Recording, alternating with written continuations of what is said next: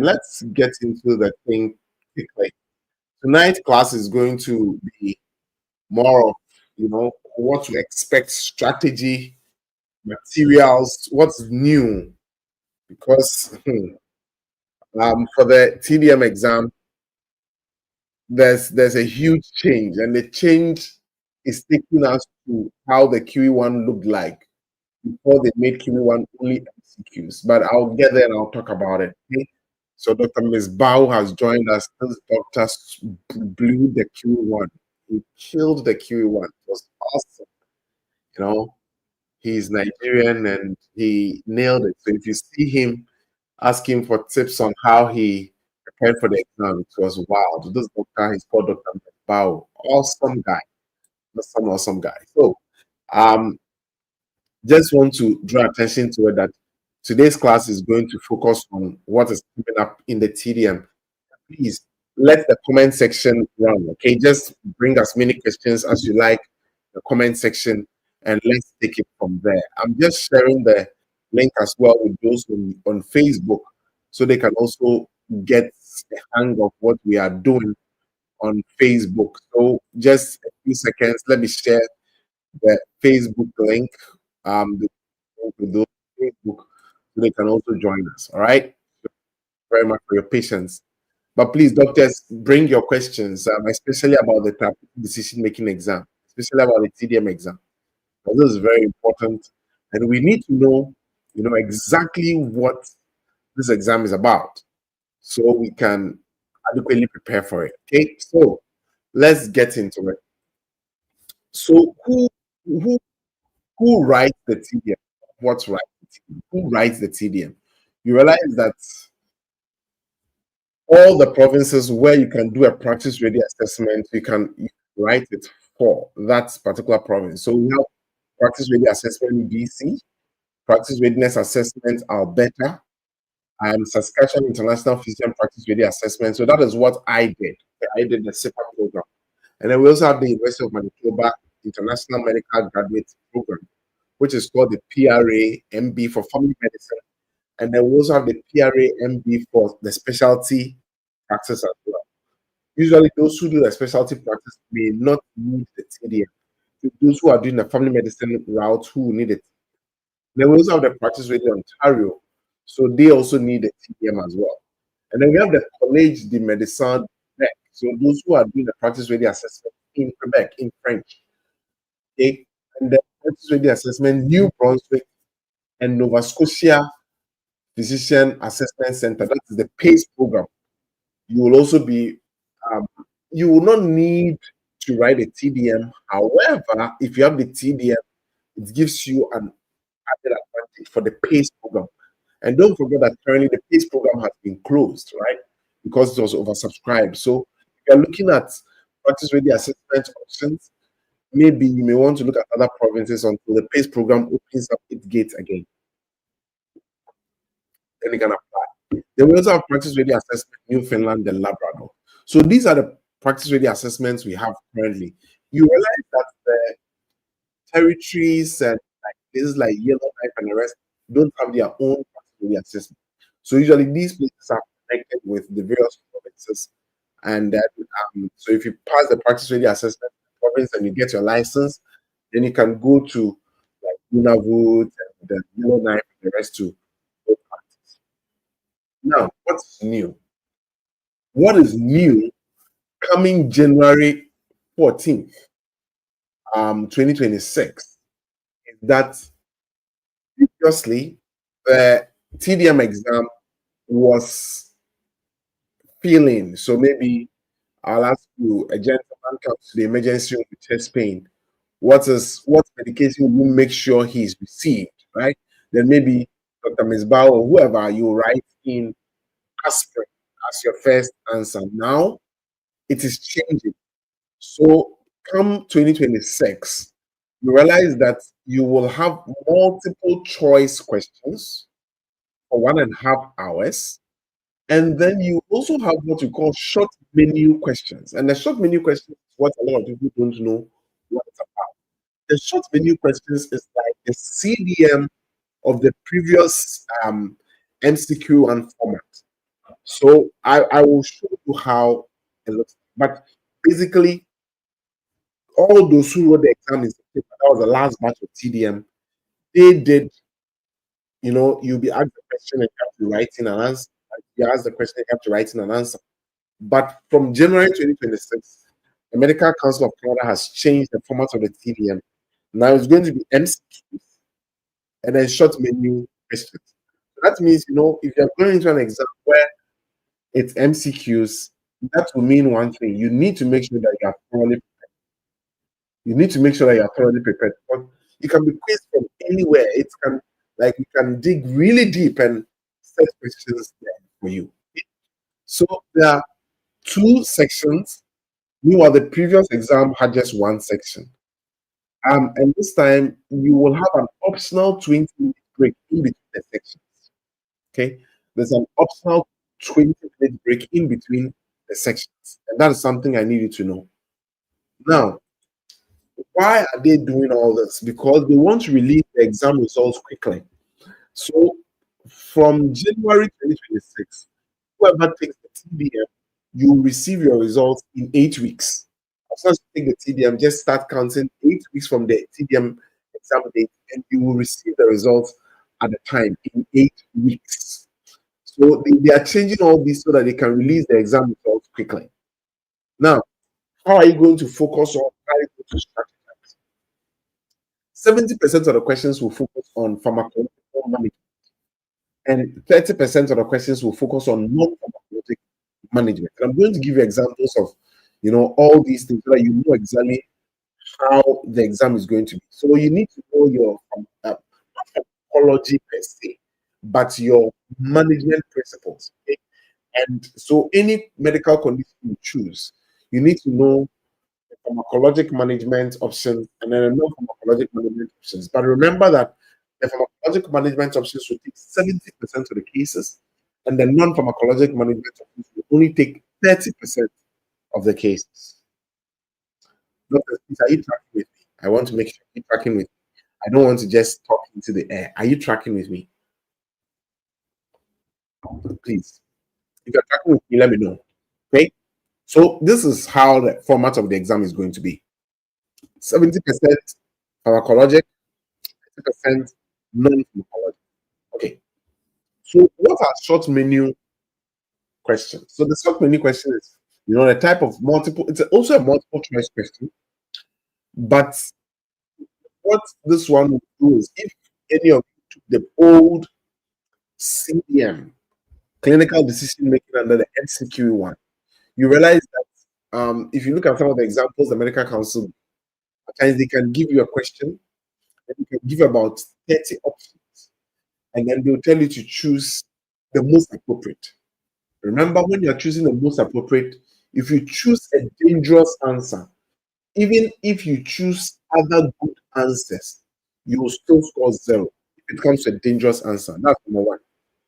Number two, if the question explicitly states that you should choose the best 2 or the best 3, and you go on to choose more than 3, even if you choose 4 and all 4 are correct, you still score 0 because you didn't obey the instruction. So those are the main things with the short menu answers. So it can be that a particular question, that the correct answer is just 1, but you have about 30 options to choose from. Right? Or it could be that the correct answer is 2, and you have 20 options to choose from. Unlike the regular MCQs where you will get 5 options and you always have to choose 1. So remember that in the TDM, you will have MCQs in the morning and then the short menu questions in the afternoon. Okay, so that is how it will go. Now, so when it comes to short menu answers, you may be told choose 1. Now there's another one. Choose up to 3. Okay, choose up to 3. For example, if a question states that choose up to 3, that does not mean that you need to choose 3 correct answers. Choose up to 3, it could be that the correct answer is just 1 out of the many. Choose up to three. It could be that the correct answer is just two out of the many. It could even be that the correct answer is just three. But please make sure that if you are choosing three, you don't choose any dangerous answer. Dangerous answer, what do I mean by dangerous answer? Dangerous answer is anything which puts the patient at risk of loss of life or loss of a limb or loss of a vital body. So, for example, acute angle-closure glaucoma, right? Acute angle-closure glaucoma. Um, if you have a patient with acute angle-closure glaucoma and gotten that I'm going to give my Timolol eye drops, I'm going to call the ophthalmologist, and then maybe you were too excited, and then you also choose one other answer as I'm going to send the patient home. Acute angle-closure glaucoma. That is very dangerous. The patient can lose their sight with that particular decision you've made. So please remember, if the question says maybe choose up to five, or choose up to four, or choose up to three, that does not necessarily mean that you should choose three answers. But what it means is that the maximum number of answers you should choose should be three. So one thing you can do if you want to ace this kind of short menu answer is to make sure that the answers you are choosing, you are very sure. So if it says choose up to three and you are very sure about two, just go for two. Because that is how, so for those who are going for this January TDM, I need you to start being very careful when it comes to your choice of answers, especially for the afternoon section. Okay? Good. Now, what will the questions focus on? The questions will focus on some key parts. And what are these key parts? Number one, health promotion and illness prevention. So this is where you are talking about periodic health exam, health maintenance, you know, patient education, advocacy, population health. And this is also when you start talking about immunization. So one of the links that you need to use to study, especially when it comes to immunization in Canada, I'm going to drop it in the comment section right now. Okay, I would suggest that put site or just make sure that you have it in your browser somewhere. So I've put the link there. Okay, that is Canada.ca Public Health Services Canadian Immunization Guide. You need to know. You need to know what are the various immunizations given at what ages, what are the side effects of immunizations, which immunizations will you not give to a pregnant patient, which immunization will you not give to somebody with egg allergy, those kinds of things. Somebody has had immunization and now the person has blood fever. How will you manage it? Somebody has had immunization and now the patient has pain at the site. How will you manage it? What are the return to care management options that you will give to a patient who has just had immunization? Which immunization will you give to a patient who is above, say, 50? Which immunization will you give to a patient who is above 65? What is the time interval between a patient developing shingles and you giving the Shingrix vaccine? These are the things that comes with health promotion and illness prevention. I'm looking at immunization alone, but health maintenance. What is the Canada Food Guide in relation to management of diabetes? Right? Periodic health exam. If somebody comes for periodic health exam, what do you do for the patient? Doctors, these are the things that you quiz so far as health promotion and illness prevention is concerned. The next place to be examined is acute illness. Acute illness. So in acute illness, you're looking at urgent, emergent, life-threatening conditions like MI, like aortic dissection, like pulmonary embolism, like anaphylaxis. What is the dose of the medication we give anaphylaxis? What medication do we give apart from epinephrine, which we give in anaphylaxis, right? What other medications can we give? What is the dose? What is the route? How many times can you give epinephrine? How many times can you give nitroglycerin? What are the side effects of nitroglycerin? What's the contraindication of nitroglycerin in a patient who has acute myocardial infarction? ST segment elevation. What medication will you give? What are the contraindications for thrombolytics? Doctors, please, are you tracking with me? Are you tracking with me? I'm just bringing these concepts up because it's a Canadian exam. And the examination body is telling you how you're going to be quizzed. So please, please, please, doctors, that's why in MedCognito we focus on being very sharp, right? Please, these are the things I want you to start dealing with. If it goes to acute issues, okay, what are acute respiratory issues I need to master? Acute exacerbation of COPD, acute asthma exacerbation, pneumonia. How am I going to manage community acquired pneumonia in a patient who can go home as compared to community acquired pneumonia in a patient I need to admit? If the patient has allergies to amoxicillin, what are other options? If I need to write a prescription of, say, doxycycline, how will I write a prescription? If the patient says that for the sake of pill burden, you don't want a medication they'll have to take multiple times a day, which medication can I prescribe for pneumonia that the patient can take once a day? And by the way, what is the dose of that particular medication? What's the side effect? What class does that medication belong to? Right? You go to even the illness prevention and health promotion, like what we're talking about. When are you going to do something like your bone mineral density testing? If a patient's bone mineral density testing is poor in terms of like the patient is osteoporotic, what are the medication classes? Bisphosphonate, what medication class does teriparatide belong to? You know, all these calcitonin. Wait, what's the side effects of bisphosphonates? What are the rare side effects? Because please, these are the things I want you to start dealing with.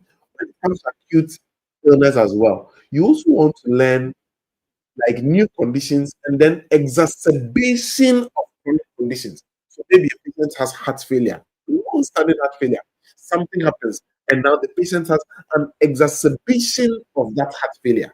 How will you manage the patient? I'll let the patient sit up, propped up in bed, legs hanging. Make sure I give the oxygen. Make sure I I get my furosemide. These are the things. What are the side effects of furosemide? If you give furosemide to a patient, what investigations will you do? How will you what dose will you give to the patient in the acute exacerbation? How if the patient leaves the acute exacerbation phase, what investigation will you do? Doctors, these are the things. Now, another area you be based on will be chronic illness. So that is illness of long duration. So, for example, diabetes management. What are the microvascular and macrovascular complications of diabetes, and how do you manage it? How often will you let a patient with diabetes get eye checked? What are the how will you manage diabetic nephropathy? What medication will you give? What like somebody comes to you with elevated HbA1c? What's your first line? What's the second line? At the same time, the patient also wants to lose weight. What medications have been known to help with weight loss? So that's when you go into the realms of Ozempic, Wegovy, right? What are the side effects of Ozempic? Ozempic is a medication which is very common now. Everyone is talking about it. So if you're going to a therapeutics exam, you must know about it. Doctors, please, are we tracking? Are we tracking? Are we tracking? I want to know. We are tracking. I know it's late, but I want to boil your blood up. Are we tracking together? I want to know. Are we tracking together? Right? These are the things I want you to know. Okay, you have a patient atrial fibrillation, long-standing atrial fibrillation, right? The patient, what is the indication for starting DOAC? What's the indication for starting warfarin? You have a patient who has a mechanical heart valve. Will I give a DOAC or will I give warfarin? These are the things. These are the things that I want you to start looking at. Okay, what about safety and adverse effects? What are unintended or harmful effects resulting from a medication or other intervention? Reactions that may occur in anyone or in susceptible subjects. So, for example, a patient has infectious mononucleosis, and the doctor thinks the patient rather has strep throat, and the doctor gives something like amoxicillin. What complication are you expecting? The patient is going to develop a rash. Is going to develop a rash. What are side effects of um, um, cephalosporins? What are side effects of penicillins? What are side effects of, you know, all the various common medication groups we use, big one night, all these things you need to know. You need to know. And that is why you need to be trained well, right? Now, when it comes to pharmacologic therapy, what should you know? What are the classes? So if it comes to maybe pneumonia management, what are the classes of medications we can use to manage pneumonia? That is classes, medication classes. Number two, like if you have to write a prescription, how would you write it? What is the mechanism of action of those medications? How are those medications excreted? How are the drugs metabolized? What's the maximum dose of Tylenol that you will give to a patient who has chronic liver disease? You give NSAID to a patient with underlying renal pathology. What are medications which are contraindicated in a patient with renal failure? If you are giving a medication like gentamicin, what other lab investigations will you do? What complications will you tell the patient about? You have a patient who comes in with meningitis, right? How are you going to manage the patient? What will you give to the patient to avoid? What will you give to the patient to prevent something like deaths? All right. What are contraindications to the medication you are talking about? Now, you must also know non-prescribed medications. So all these medications like ginkgo biloba, um, ginseng, right? All these things that you learn when you are preparing for your MCCQE1, you must also learn the same thing for therapeutics. But this time you are focusing on therapeutic management. What are common herbal preparations which are used in Canada? Some people use things like ashwagandha and all these things. And even now that um, drugs like marijuana are common, when can a patient who has smoked marijuana drive? When can a patient who has ingested marijuana drive? What are the complications of marijuana use?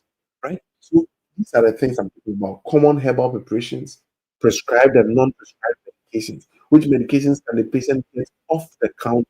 Which nasal sprays can the patient get off the counter? What are the complications of those nasal sprays? Doctor, do you have any question? If you have any question, type your question in the comment section right now. I want to know. If you have any question, just type your question in the comment section right now. I'm going to read it. I'm going to answer your question. But I hope you are getting what I'm laying down. These are the areas that you are going to be tested. And the medical counselors made all this available on their website, right? I'm just reiterating it. And then remember that 30% of the questions will also focus on non-pharmacologic interventions. So when will you refer a patient for counseling, interpersonal counseling, family therapy, right?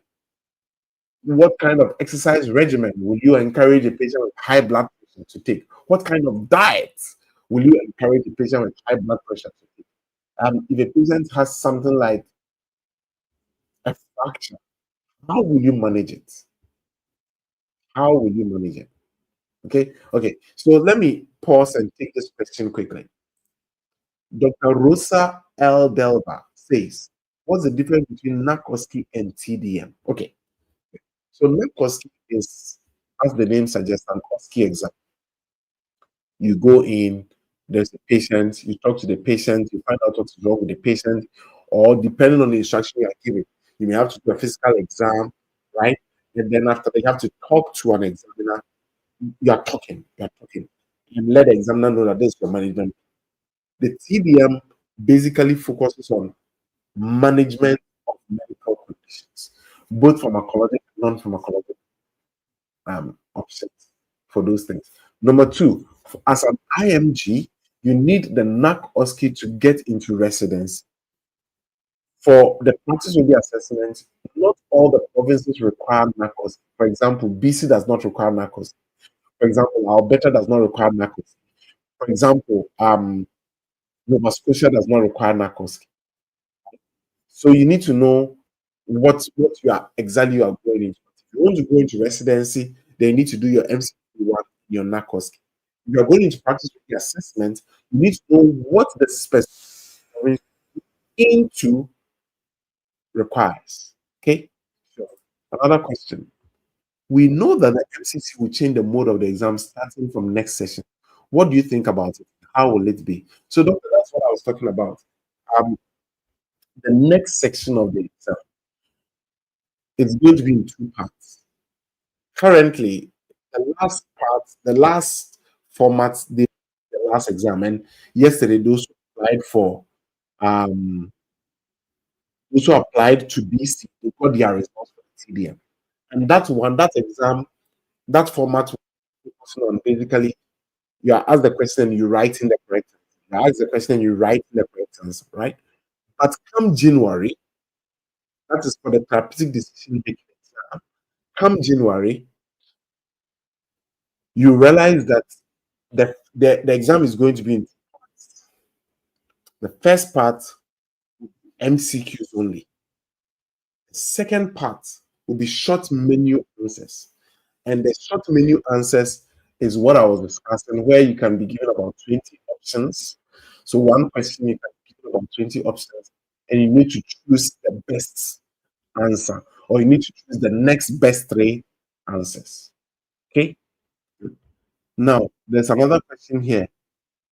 Do need to study like MCQ1? Yes, especially the second part of the TDM, which will be starting in January 6th. You need to be cautious and you need to study like you are preparing for the previous format of the MCQ1. Okay.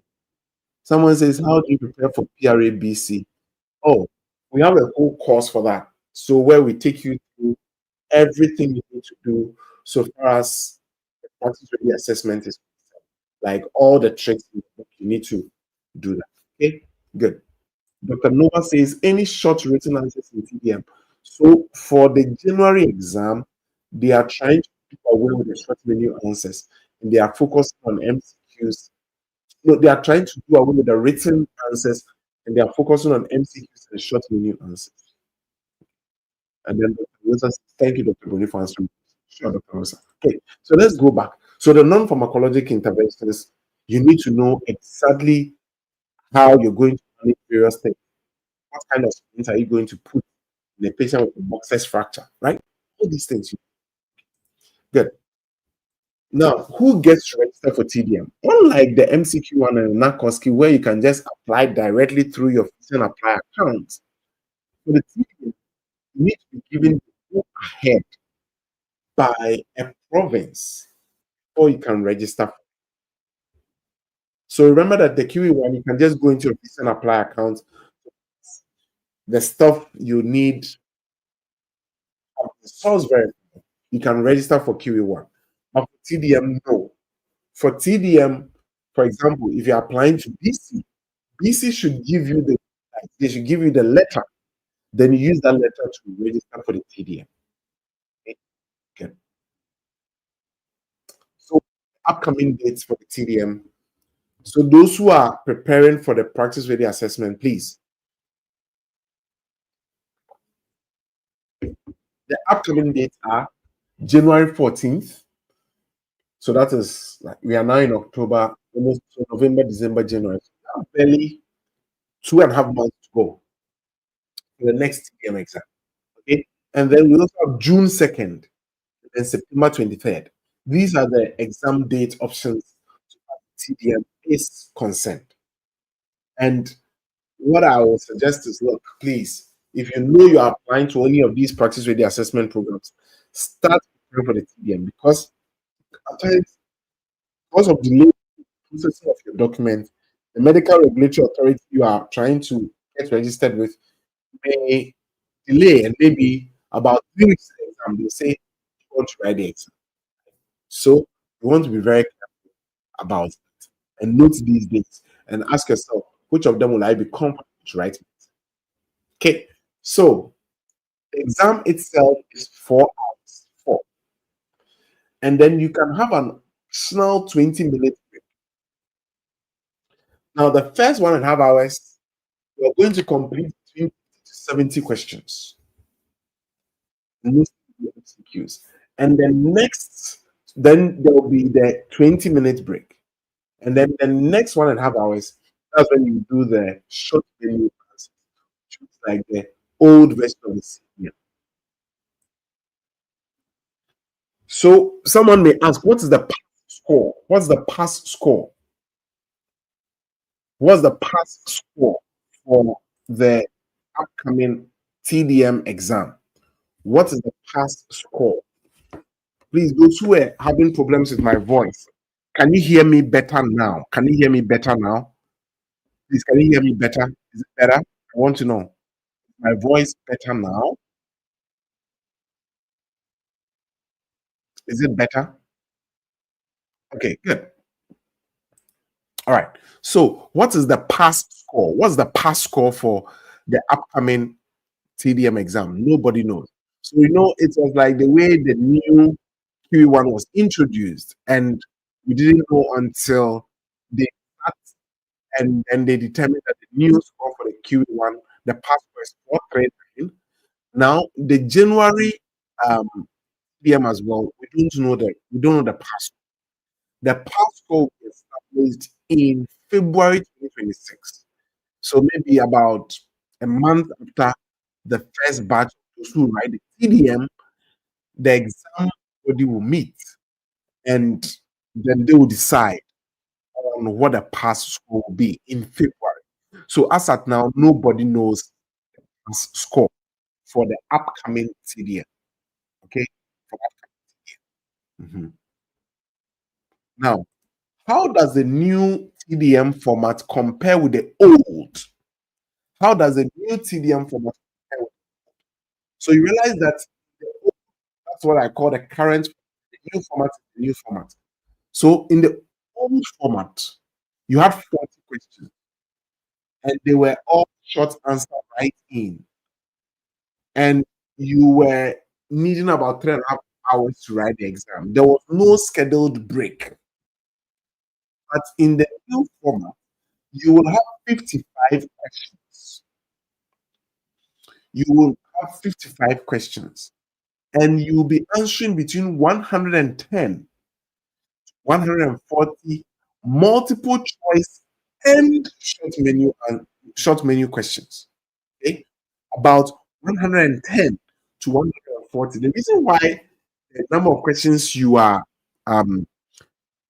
the number of questions you're going to answer vary is because each question may have different follow-up questions. So maybe a question may have no follow-up question at all. Some questions may also have 4 follow-up questions. That kind of thing. And the new format, you are going to get 2 sections, and each of the sections will be 1.5 hours each. And it will be a 4-hour exam, and you will have an optional 20 minutes break. Now, somebody will say, what materials should I use? The first material you need to do is to get the CPS material. You can access it online. The second material you may need will be the Choosing Wisely Canada material. And I'm going to share a link to Choosing Wisely in the comment section right now. Okay? Choosing Wisely. I'm going to share a link. Or what I'll do is let me just go to Choosing Wisely and then show you how it looks like. So Choosing Wisely. Let me share my screen so you appreciate how Choosing Wisely looks like. Okay. So let's go to share screen. Let's go to Choosing Wisely. This is how Choosing Wisely Canada looks like. Okay. So there are so many topics that are Choosing Wisely. So for example, if you pick something like you come to dermatology, it will say, don't routinely prescribe antibiotics for bilateral lower leg redness and swelling. These are the principles of choosing And it's a very short blurb. And then it goes to the next one. Don't routinely use topical antibiotics on a surgical wound. So these are the concepts. So let me just go back, and then you realize that there are recommendations from addiction medicine all the way to vascular surgery. So you need to know the topics that you're going to be quizzed on in the exam, and then you go to choosing wisely to read about them. Okay, good. So what I'm going to do is I'm sharing a link to choosing wisely in the comment section right now. I'm sharing a link in the comment section right now. Okay, so please click on it, and then I've sent the link for choosing wisely. I don't know. Somebody's saying that my voice is breaking. I'm surprised. Okay, I'm sharing the link again for choosing wisely. So please put a star on your computer, please. Put a star on your computer. Okay. Another material you need is up to date, of course. And then another material you need is assessment objectives for certification in family medicine. So I'm going to share that link as well. It's here with me. I'm sharing that link as well with you so that you will know the topics. And I'm going to I've taken a screenshot of all the topics you need to master for the TDM. There are 105 topics. Okay? 105 topics. But let's continue. And then we also have International Classification of Diseases, and then Infectious Diseases, Public Health Agency of Canada. Right? And then we have CMAJ guidelines, and then another book called Bugs and Drugs. Bugs and Drugs. You can even get the app of Bugs and Drugs on your phone. And then Bugs and Drugs is like an orange book. I had one, but I don't know where I put mine. Right? So you can just go to Google and then just type Bugs and Drugs. You'll see how it looks like. And they even have an um, online website. So I'm sharing the link to that website as well. Please make sure that you've hyperlinked all these things I'm sending to you. Okay? Bugs and drugs. I've sent it to you as well. So make sure that you put a hyperlink to it. Bugs and drugs. Bugs and drugs. So that one is talking about like infectious diseases, specific management principles for each of the infectious diseases. And then CMPA e-learning program. So for the ethics part of the exam as well, you want to use that. And then AFMC primer on population health. That is when it comes to population health issues. That is what you want to use. So I'm going to look for that as well and share it with you. AFMC primer. Okay. I will show you how it looks like, and then I will share the link with you as well. Okay, so let me remove this, and then let's share.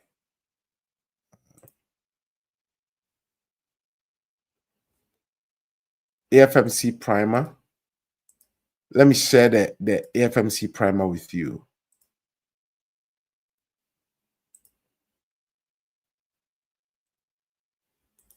So this is AFMC primer. If you want to ace the public health and population medicine, even in your QE1, this is where they set the questions from.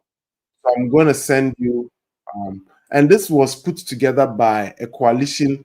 So if you read about it, if you read here, in 2007, a group of teachers from Canadian medical schools met and formed Public Health Educators Network.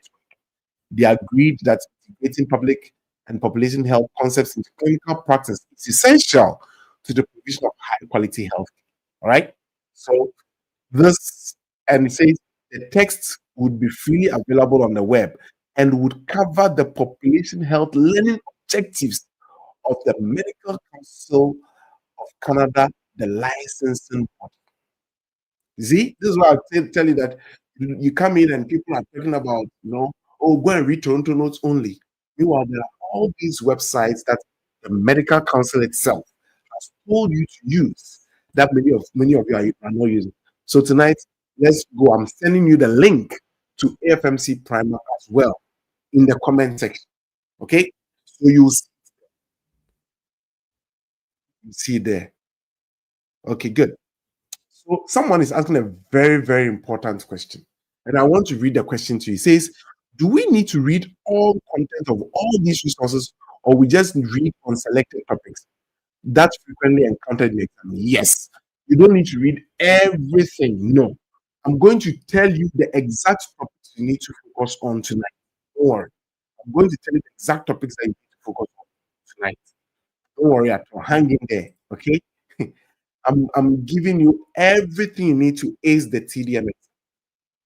There's no need to panic at all.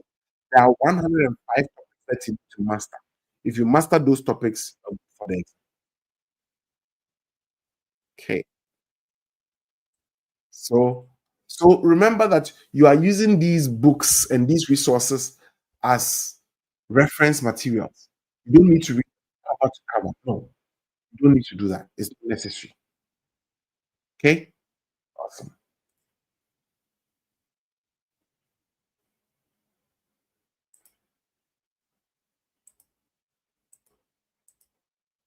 Okay. So let's go back to our slides.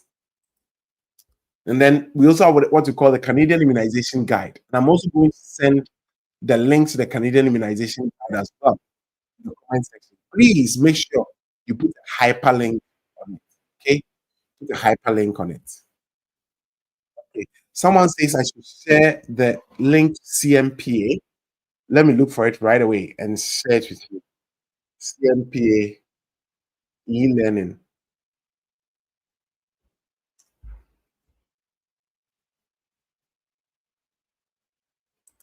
Okay, doctor. So please, I'm sharing the CMPA as well with you right now. The e-learning platform. I'm sharing it with you as well. So it's also going to appear in your comment section on YouTube and on Facebook. All right. Okay, beautiful. Okay. So now, what are the topics you need to master? These are the 105 topics you need to master. Abdominal pain, advanced cardiac life support. So that is where you are dealing with patients who come in with ventricular fibrillation, um, um, asystole. Which of them are you going to just do chest compressions and epinephrine? Which of them are you going to do chest compressions, epinephrine, amiodarone? Like those things. You're also going to be tested on allergies, anemia, antibiotics, various types of antibiotics, anxiety, its management. Both every condition you see here need to um, review the pharmacologic and the non-pharmacologic management of each of them. By the way, these topics are the topics you're facing when you finish your clinical field assessment and you are going to write your board certification in family medicine. These are the same topics you're going to meet, right? Initially, they were 99 topics, and now they've been increased to 105. So you need to master, when it comes to D, you need to master deep vein thrombosis, okay? Dehydration. So how do you correct dehydration in a child? How do you correct dehydration in an adult? Remember your 4-2-1 rule, right? How do you manage dementia? What are the medication classes for the management of dementia? What are the medication classes for the management of depression? What non-pharmacological options you use for the management of depression as well? Diabetes. What are the targets? What are the A1C targets you need to know? Diarrhea. When do you give antibiotics? When don't you give antibiotics? If a patient is traveling to a place like maybe East Asia or Africa, what medication can you give to the patient to use in case they develop traveler's diarrhea? Right? How do you manage dizziness? How do you manage the patient with something like BPPV, benign paroxysmal vertigo? What are the non-pharmacologic management options? What are the pharmacologic management options? So for the non-pharmacologic management options, you want to learn your Epley maneuver. You want to learn your Brand-Darrow exercise. You want to learn your Somen maneuvers, right? For the pharmacological management, you need to learn about your beta histone, or what we call circ. How will you manage a patient with dyspepsia? What are the indications for endoscopy? When are you going to give quadruple therapy? If you are supposed to write out quadruple therapy and you are giving A, B, C, D, E, which medication combinations are used for the management of quadruple therapy for a patient with H. pylori, right? If it comes to dysuria, what are the options for the management of a patient with UTI? What if the patient has been having recurrent UTI? What medication options to give to prevent UTI, UTI prophylaxis, earache? How do you manage otitis externa? How do you manage otitis media? How do you manage suppurative otitis media? Eating disorders, anorexia nervosa, bulimia nervosa. How do you manage a patient with anorexia nervosa? Which drugs are contraindicated in anorexia nervosa? Epistaxis. How will you know that this is anterior epistaxis, posterior epistaxis? The patient has epistaxis. How will you manage that patient? Doctors, it goes on and on and on. The headache, what are the kinds of headaches you need to know? How will you manage the patient with migraine headache? Migraine headache prophylaxis, acute migraine headache management. How will you know any of these? Obesity. So these are the things I need to. So if somebody is asking for the topics you need to know, these are the topics I'm giving you. You need to know. You need to know them by heart. Pneumonia management, poisoning, the various kinds, Tylenol poisoning, aspirin poisoning. You know, um, all the various kinds of psychology cases that you can think about. Prostate disease, red eye. There are various causes of red eye, conjunctivitis. How will you manage a patient with conjunctivitis? How will you manage a patient with uveitis? How will you manage a patient with acute angle closure glaucoma? How will you manage a patient with renal failure? What medications are contraindicated in renal failure? What will you do? What is the indication for dialysis? STIs. How am I going to manage my chlamydia, gonorrhea, syphilis, smoking cessation, varenicline, bupropion? What are the contraindications for using bupropion? What are the contraindications for varenicline? What are the side effects of varenicline? You write a prescription of varenicline? Thyroid issues. So, doctors, these are the topics you need to know from 1 to 105. Please, is it overwhelming? I want to know. Is this overwhelming? Because this is pretty straightforward. And I'm going to share a link to these 105 topics, right? I have a question. Is tonight's session becoming helpful? I want to know. Is it helpful? Is it opening your eyes to see what you need to know? Is it helpful? I want to know. I need your feedback. Is the session helpful? Is it helpful? Because you need to know. Like, if you're going into a board exam, you need to know these things. And the beautiful thing about a Canadian exam is that you are given the objectives of every exam. So, doctors, please, I've also shared the 105 topics in your comment section. So just click on it and then put a hyperlink on it. Then make sure that you've covered every topic in there. Okay? Beautiful.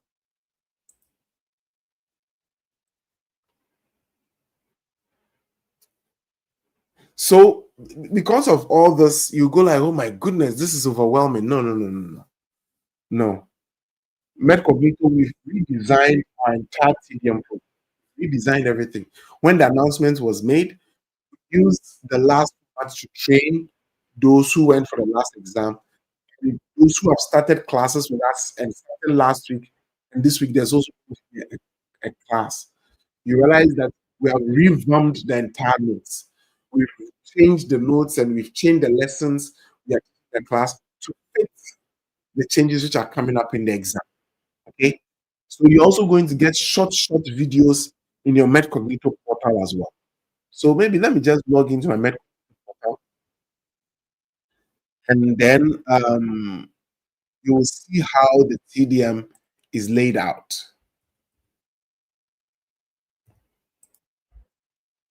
Okay. Okay, beautiful.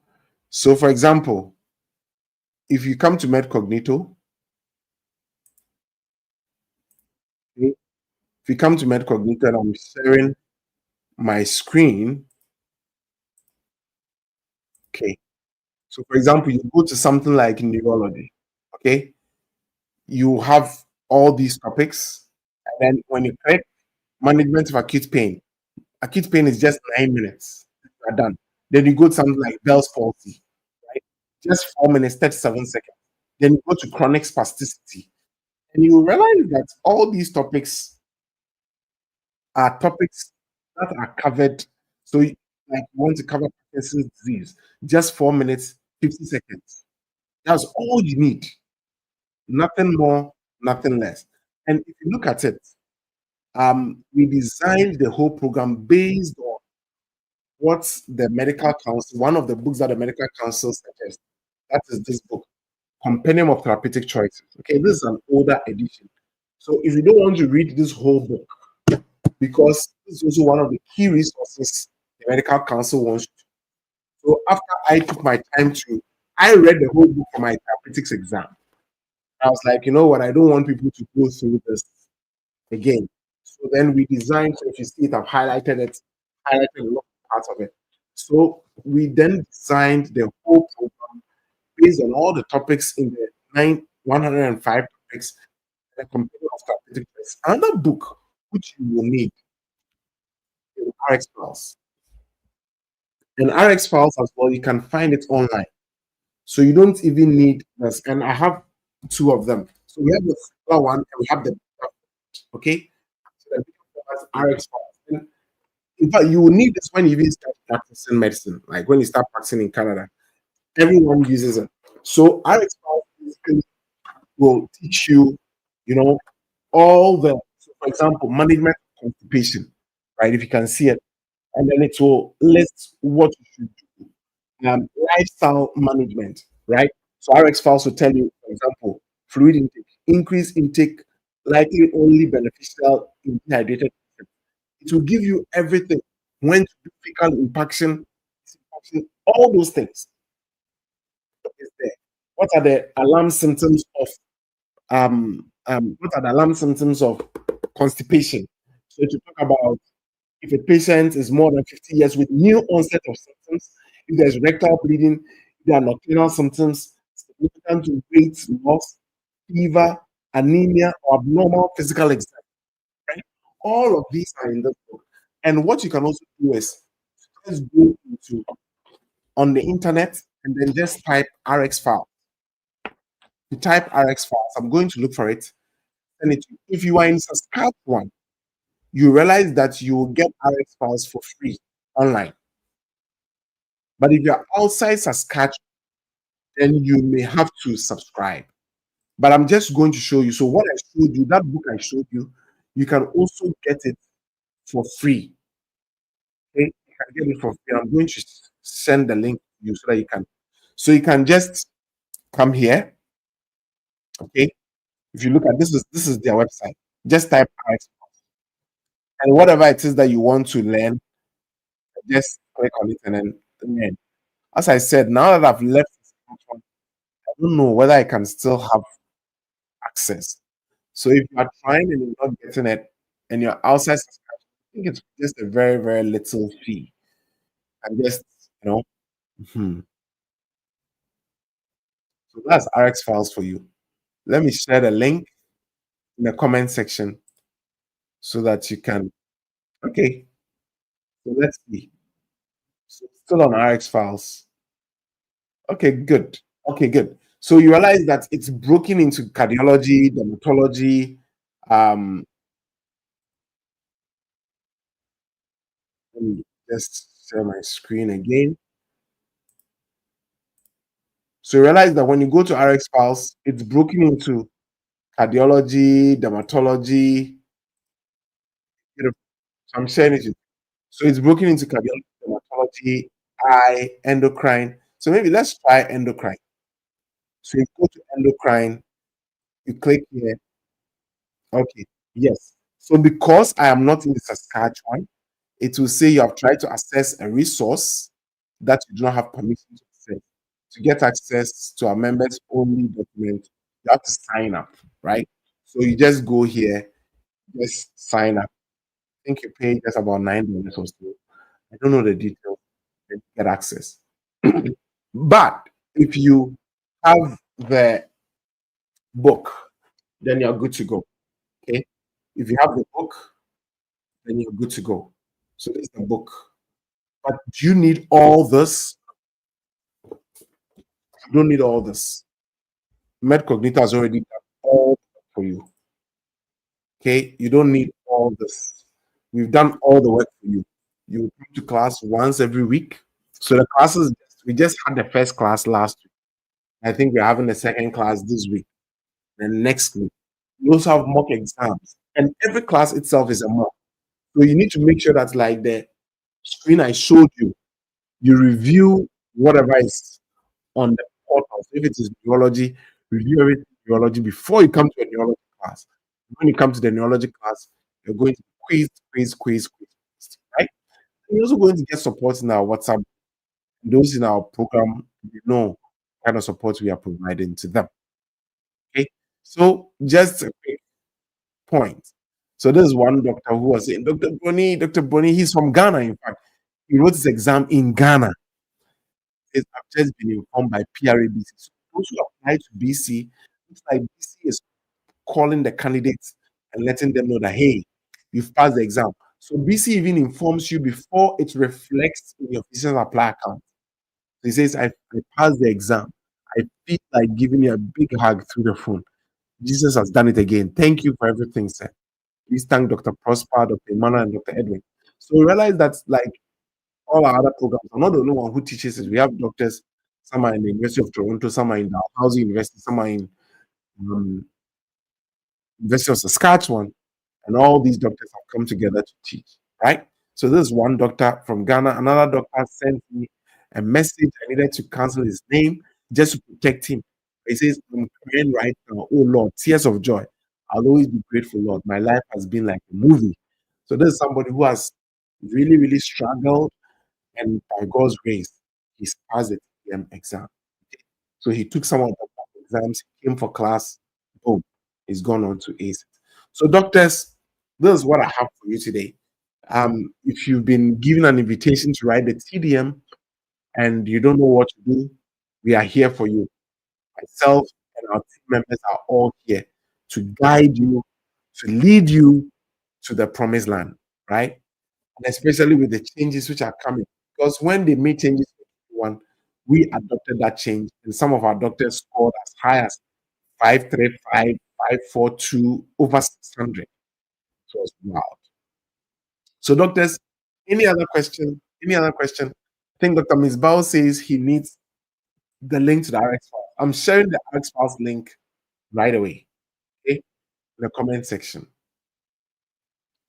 So, if you want to um, the materials you need in reality, for me, I keep it very simple.